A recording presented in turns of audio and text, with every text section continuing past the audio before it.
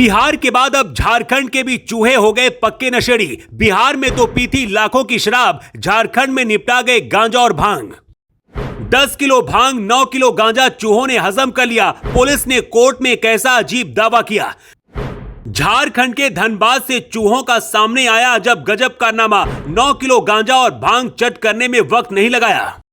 क्या चूहे भांग गांजा के आदी हो सकते हैं? सवाल हो रहे खड़े। 50-60 हजार का नशा निपटाने वाली बात लोग हजम नहीं कर पा रहे। इंसान चारा खा सकता है तो क्या चूहा शराब नहीं पी सकता? यही सवाल दागा गया था जब बिहार में लाखों की शराब हजम करने के लिए आशंका व्यक्त की गई।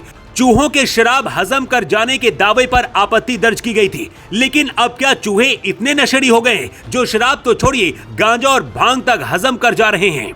ये कौन से चूहे जो इस कदर नशे के आदी हो गए, चाहे शराब मिल जाए, चाहे गांजा या फिर भांग, किसी से भी काम चला ले रहे हैं और अजब गजब तरीके से कई किलो हजम कर जा रहे हैं। ये चूहों का अजीबो गरीब कारनामा झारखंड से सामने आया है। झारखंड के चूहे भी जैसे अब पक्के नशेड़ी हो गए हैं। झारखंड के धनबाद जिले में एक थाने में जब्त कर रखे गए 10 किलोग्राम भांग और 9 किलोग्राम गांजा नष्ट करने का आरोप चूहों पर लगा है। आरोप भी तब लगा है जब धनबाद जिले के एक थाने में जब्त कर रखे गए 10 किलो भांग और 9 किलो गांजा को अदालत ने पेश करने का आदेश दिया था। अदालत ने रामगंज थाने के प्रभारी अधिकारी को 6 साल पहले जब्त किए गए भांग और गांजा को पेश करने का निर्देश दिया गया था।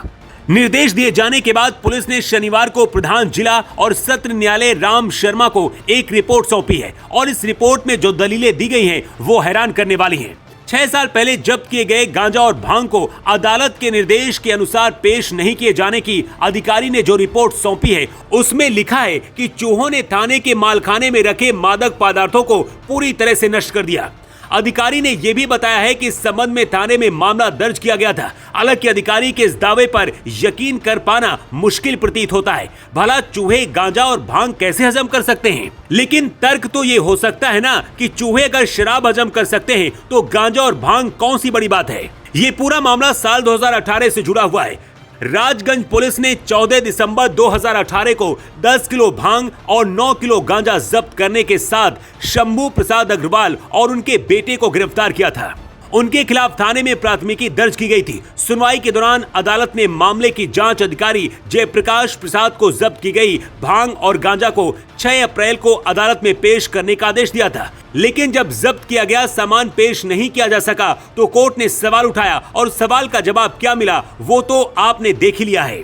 चूहों ने जब्त किया गया पूरा सामान नष्ट कर दिया है। हालांकि इस मामले में धनबाद के एसपी अजीत कुमार ने बताया है कि जो जांचकर्ता ने न्यायालय के समक्ष अपनी बातें पेश की हैं, इस मामले की जांच की जा रही है और न्यायालय का सम्मान करते हुए जो भी साक्ष्य सामने आएंगे उस आधार पर कार्रवाई की जाएगी। लेकिन सवाल तो अब भी ये कायम है कि अभी तक अनाज कुतरने वाले चूहे कैसे भांग और गांजा भी हजम कर गए? पुलिस के चूहों पर लगाए गए इन आरोपों के क्या सबूत है? शायद सबूत ही नहीं है, इसलिए चूहों को आरोपित बना देना सबसे ज्यादा आसान है। आपको याद हो तो ऐसा ही कुछ मिलता जुलता चूहों का ही कथित कारनामा बिहार से भी सामने आया था। बिहार में चूहों के शराब पीने की बात सामने आई थी। उसके बाद पूरे देश में बिहार की जगहसाई भी हुई थी। सवाल दागे गए थे कि भला चूहे शराब कैसे पी सकते हैं? जिसके बाद पुलिस का तर्क सुनकर तो कोर्ट भी हैरान रह गई थी। लेकिन मामले को रफा दफा करने के लिए चूहों पर आरोप लगाना पुलिस के काम आ गया। बिहार में शराबबंदी के बाद ऐसे जब्ती और फिर गायब हो जाने के अजब गजब खूब सामने मामले आए हैं और अब झारखंड में भी चूहे नशे के आदी हो गए हैं। शराब तो नहीं पी रहे, लेकिन हाँ, गांजा और भांग जरूर चटकर जा रहे हैं। वैसे आपके इस बारे में क्या ख्याल है? क्या बिहार के चूहे शराब और झारखंड के चूहे भांग और गांजा चट कर सकते हैं? इस बारे में अपने विचार आप हमारे साथ जरूर साझा करें। Bureau report.